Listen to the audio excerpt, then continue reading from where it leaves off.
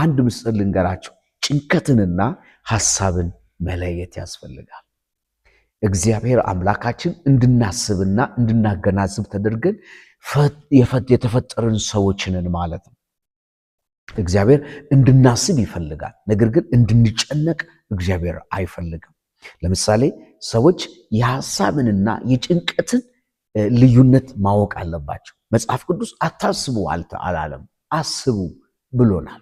ታውቃላችሁ። ነገር ግን ብዙ ሰው ሐሳቡ ወደ ጭንቀት ይለወጥበታል ማለት ነው። ስለዚህ ሐሳባችን ወደ ጭንቀት እንዳይለወጥ፣ ወደ ሆነ ነገር ኮንቨርት እንዳይሆን ልንጠነቀቅ ይገባል። ሐሳብ ማለት በሰው አእምሮ ውስጥ የሚፈጠር የማሰብ የመገንዘብና የመወሰን ነገር ነው ማለት ነው። ጭንቀት ማለት ደግሞ ሰው ስለ ወደፊት ሊሆን የሚችል ነገር ወይንም አሁን ስላለበት ሁኔታ እያወጣ እያወረደ የሚያደርገው ስሜት፣ ያ የስሜት ማንነት ጭንቀት ብለን እንጠራዋለን ማለት ነው። ስለዚህ ሐሳባችን ወደ ጭንቀት እንዳይለወጥ ወገኖችን ልንረዳ ይገባል ማለት ነው። የእግዚአብሔር መንፈስ የሰላም መንፈስ ነው፣ የደስታ መንፈስ ነው። ሰዎች እንድንጨነቅ እግዚአብሔር ወገኖቼ አይፈልግም ማለት ነው። አትጨነቁ፣ አትረበሹ፣ ብዙ አታስቡ፣ ብዙ አታመንቱ።